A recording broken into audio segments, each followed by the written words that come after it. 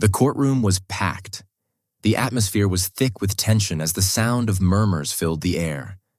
Reporters whispered among themselves, their cameras flashing. People leaned forward in their seats, eyes locked on the man sitting confidently at the witness stand, Officer Mark Reynolds. Reynolds, a decorated white police officer, had built a strong reputation in the force. He was known for being a hardliner, a man who never hesitated to take control of a situation. Today, he was testifying against a black woman sitting at the defense table. Her hands folded neatly, her expression unreadable. Her name was Jasmine Carter.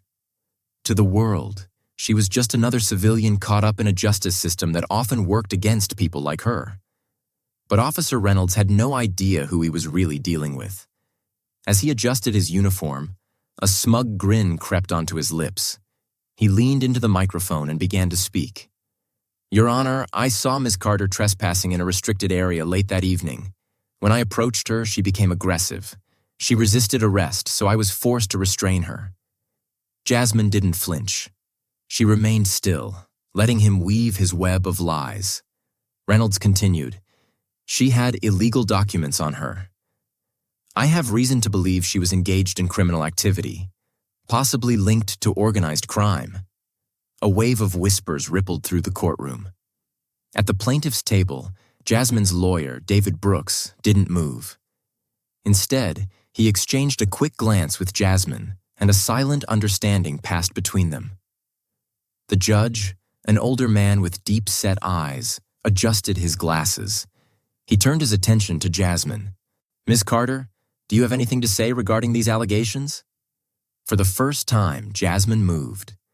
She stood up with slow, deliberate grace, her sharp eyes locking onto Reynolds, who still wore a cocky grin. She walked toward the witness stand with the confidence of someone who knew exactly how this was going to end. "With all due respect, Your Honor," she said, her voice smooth but unwavering. "Officer Reynolds is lying." The courtroom went dead silent. Reynolds let out a low chuckle, shaking his head. "Oh, really? And do you have any proof of that?" Jasmine reached into her pocket. The bailiff instinctively tensed, as if expecting her to pull out a weapon. Instead, she revealed a small, sleek black badge, the kind only a select few people in the world carried. She held it up for everyone to see. "My name is Jasmine Carter," she said slowly, letting the weight of her words settle over the room. "And I am a senior field agent for the CIA." Gasps filled the room. Reynolds' smirk vanished. The judge leaned forward, eyes narrowing.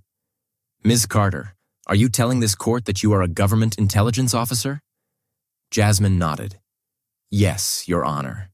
And not only can I prove my identity, I can prove that Officer Reynolds fabricated his entire testimony."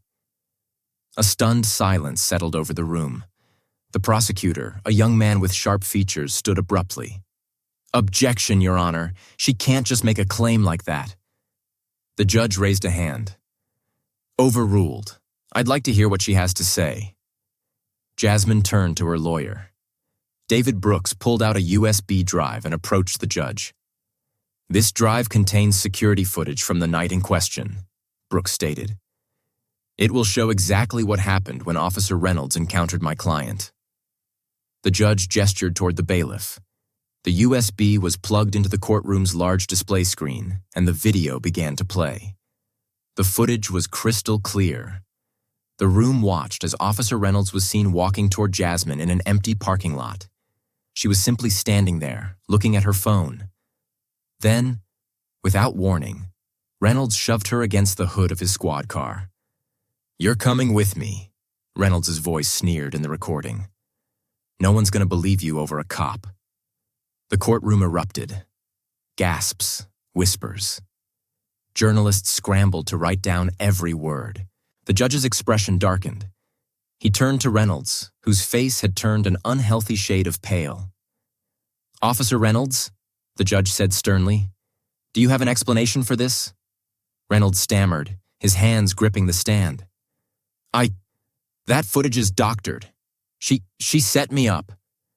Jasmine simply shook her head. "I thought you might say that." She nodded at her lawyer, who pressed play on the next video file. This time, the footage wasn't from a security camera. It was from a body cam. Reynolds' own body cam. And it revealed everything.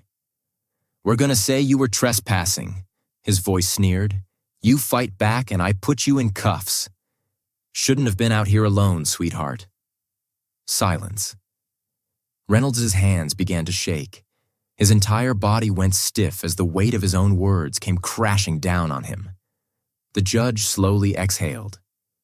"Officer Reynolds," he said, his voice firm, "please step down from the stand."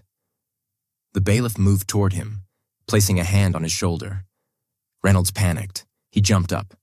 "Wait, no, she—" Click. The sound of handcuffs locking around his wrists filled the room. Jasmine watched him without expression. "Mark Reynolds," the judge announced, "you are hereby placed under arrest for perjury, excessive use of force, and the falsification of legal documents." As Reynolds was escorted out of the courtroom, his hands now bound by the same cuffs he had used on Jasmine, his eyes darted around, searching for someone to help him. No one did.